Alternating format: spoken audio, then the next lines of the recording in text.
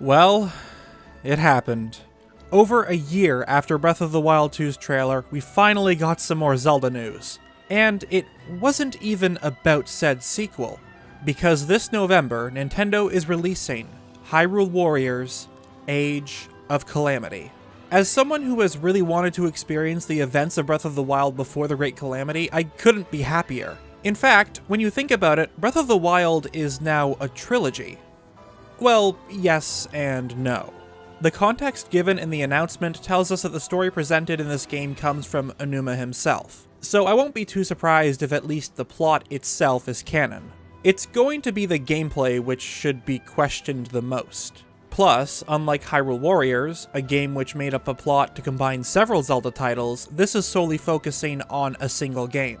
This also means that in regards to details, there's not a ton of new stuff to discuss in this analysis. But I will be breaking down each shot and do my best to provide you with details you may have missed. Also, there's no Zonai talk in this video, aside from just now. Sorry to disappoint you, but I mean, what's the point? The trailer starts with a segment of Impa's dialogue from the first game, but with slightly different visuals. And can I just say that I love this background music? I'm not sure if it's a remix of anything from Breath of the Wild or if it's original, but I hope we get a release of the game's soundtrack. So, we get a closer look at Hyrule Castletown and see just how devastating the Great Calamity was. Guardians are swarming the streets, destroying everything in their path. Houses burning to the ground, smoke covering the sky. We all know this is Hyrule's inevitable fate, and that's what makes these events even more heartbreaking.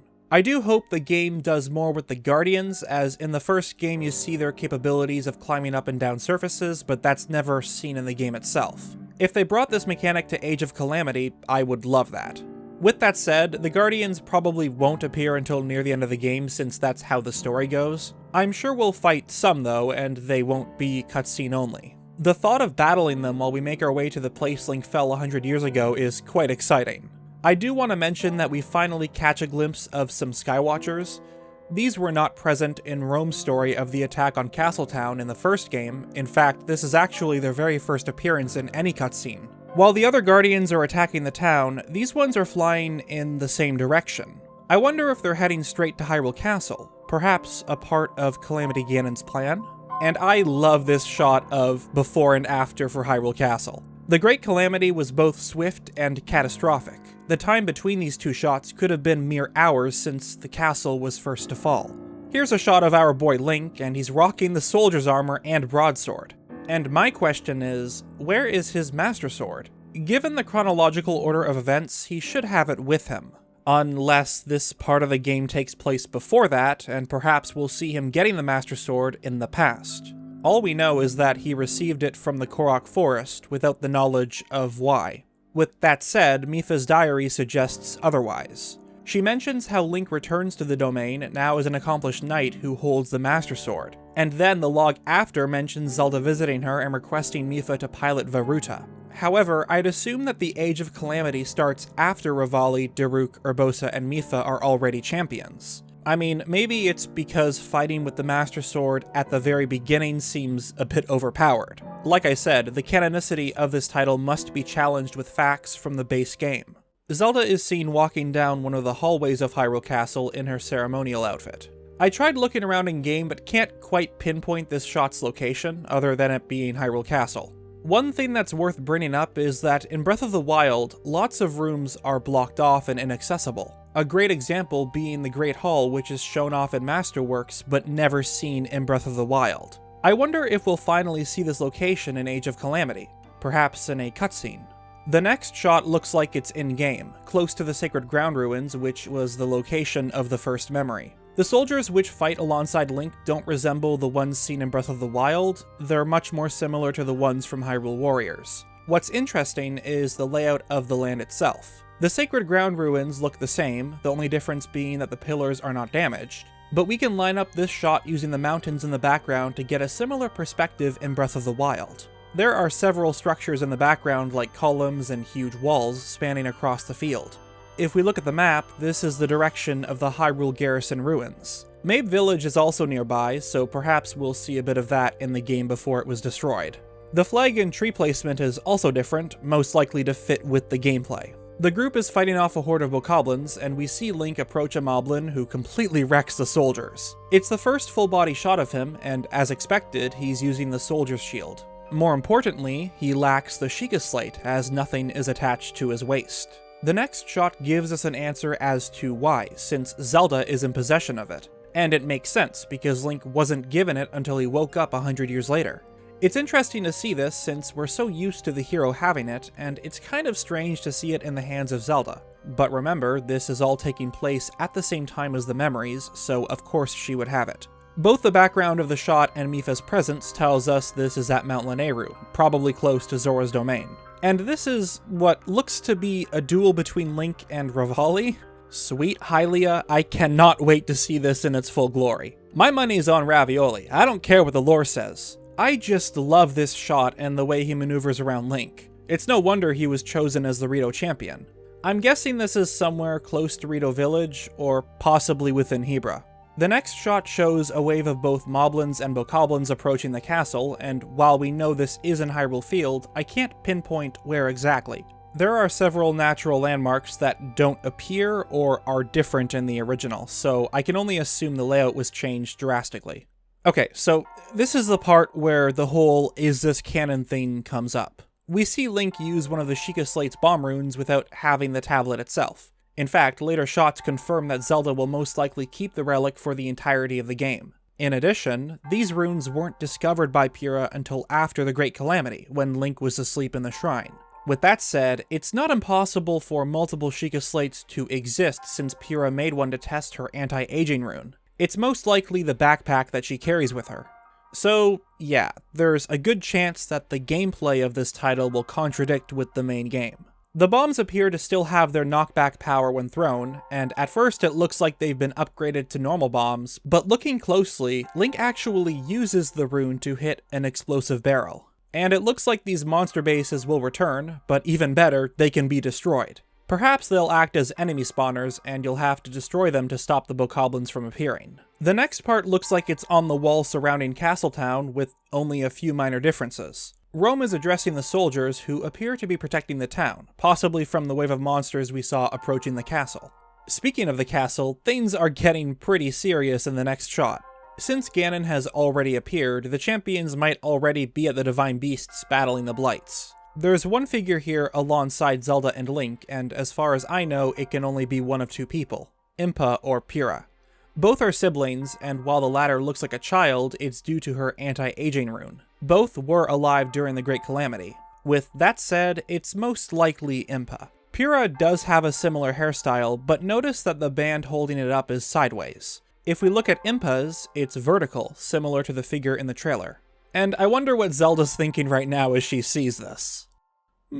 I wonder if I left the stove on at home. This is by far one of my favorite parts because we finally get to see the Guardians emerging from the columns. We know that these were built with the intent of storing swarms of Guardians, but many were unsure as to how it worked exactly. Masterworks had answered this question by giving us some illustrations in which Guardians spin out of the glowing spots. And you see exactly that in this shot. In fact, you can see them spinning as they emerge from the pillar.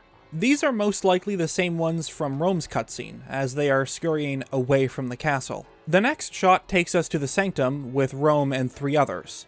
There's Link in his soldier armor, Zelda in what appears to be her research clothes, and a third person. Again, this could either be Impa or Pyrrha, as both would have been at the castle frequently. Pyrrha had been doing her research on the Sheikah Slate there before moving to Hateno once the Calamity struck. And I'm just gonna say this, of all the shots in the trailer, I'd say this one is the most canon. As far as I can remember, the only place that has cannons in Breath of the Wild is the Citadel. They were used to ward off sea invaders, and after the Calamity struck, the soldiers retreated here where it became Hyrule's last defense against the Guardians. While these are seen in the present day, we never got to see them in action. This shot is either from the Citadel, or it's somewhere completely different, perhaps the castle. Just because the Citadel was the only place to have cannons doesn't mean it can't be anywhere else. Nothing of particular worth mentioning here, just a bunch of style enemies spawning. But it wouldn't be a Breath of the Wild game without a Lionel, and surprise, Link isn't the one fighting it. Instead, we have Zelda, who is using the stasis rune on the Sheikah Slate. If you look closely, you can even see the Sheikah Eye symbol appear when its power is used to freeze the Lynel. Wherever this is, it's very close to Zora's domain. You can see the fish head in the distance. There is a story about a Lynel terrorizing the Zora in Mipha's diary, but I'm pretty sure this is supposed to be a completely different one. Zelda also lacks a weapon, so I won't be surprised if all of our moves consist of using the Sheikah Slate. We also get some shots of Mipha and Urbosa fighting. It looks like we will be fighting some Guardians. I am curious as to how they'll explain this in the game. The Guardians only turned once Ganon appeared, and by that time the pilots were on their way back to the Divine Beasts. It would be interesting if each one's story consisted of battling foes while on their way to the Divine Beasts, only to fall at the hands of the Blights. Then again, this could be contradicting the lore for the sake of awesome gameplay. As for where this is taking place, the rock of the mountains resembles the bony textured ones found at 3 locations: Millennia Spring, Skull Lake, and Breach of Demise. I'm willing to bet that this one takes place at one of the last 2. Each champion appears to have their own abilities based on their elemental, as we see Mipha use a water-based attack, and it knocks the Guardian back by quite a bit. Urbosa is fighting in what's clearly the main plaza of Gerudo Town, and it looks like the Yiga will be a part of this fight as well. I wonder if Koga will make an appearance as a potential boss. Looks like Flurry Rushing will also return as a mechanic since Urbosa is seen dodging the Blade Master's attack before striking, and her sword is imbued with the power of electricity. Man, I love this shot. It totally gives me Attack on Titan Season 2 opening vibes. Whatever they're facing here, props to Ravioli for taking the first step. He is ready to kick some tail. And here we get to see Divine Beast Rudania. It's worth noting the color of the lights. It's still blue, meaning this is before the Divine Beasts were corrupted. I wonder if they'll have any effect on the gameplay. We have yet another shot nearby Zora's domain. This time it's close to one of the dam walls for the East Reservoir Lake where you battle Varuta. I really like this next part since we get to see Daruk fighting the Hinox. His Magma attack is pretty awesome, but more importantly, this is right by the Akkala citadel, since we can see the very same bridge in the shot. The Citadel has so much lore behind it when you take a look in Masterworks, and it's something I really wanted to see elaborated in Breath of the Wild. It would be incredible if we could experience Hyrule's last stand against the Guardians, but I do have my doubts. Maybe Daruk stops by Akkala while on his way to Rudania, but who knows. Either way, I appreciate how there's a huge variety in map locations, and it will be great to revisit these areas and see how structures like the Citadel looked before the Calamity. A quick shot of Ravioli. It's no real surprise that he's using his bow. And, hold on, Link has both the Champion Tunic and his Master Sword? That must mean that he gets it sometime during the playthrough. I wonder how exactly they'll handle that, and if it will line up with what's said in Masterworks. It looks like a duel with someone wielding an electrical weapon, but it looks nothing like the rods or swords in the first game. What's up with that? Another detail is, given his outfit and the fact it appears to be raining, this might be taking place while him and the princess are fleeing Hyrule Castle. What if the Guardians weren't the only thing pursuing the hero? But this is where things get real. There's a quick montage showing off the 4 champions and, if you pay attention, they are all located within the respective Divine Beasts. The electrical current from Naburis is seen in the shot with Urbosa. You see the ceiling of Varuta with Mipha, and the tops of Rudania and Meadow with the shots of Daruk and Revali. This is the part where each champion is fighting the Blights. You even see Fireblight's fire sword and a laser from Windblight's gun. This is the moment where each champion met their untimely demise. We hear about these tragic events from Rome, but never saw it in game. I never in a million years would have expected this to be shown, but Age of Calamity might very well show us their deaths. And it's both heartbreaking and exciting in a way. We're finally seeing these events which were brushed over in Breath of the Wild, and I couldn't be happier. There isn't too much to say about the next shot. It looks like a laser was fired from a Guardian which catches Link and Zelda by surprise. This might be the part where they are rushing to Hyrule Castle. But this part does confirm that the hero is fully loaded out with the Champion Tunic, Master Sword, and yes, even the Hylian Shield. And finally, a shot with Ganon at Hyrule Castle. The entire town destroyed, and in the background, a blood moon. These are the events which led to the Great Calamity.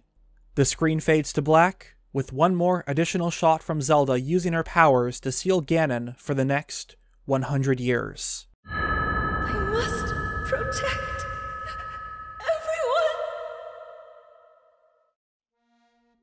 And that is the Hyrule Warriors Age of Calamity trailer. Before we end this video, I'd like to take a brief look on some screenshots and official art to look for some more details.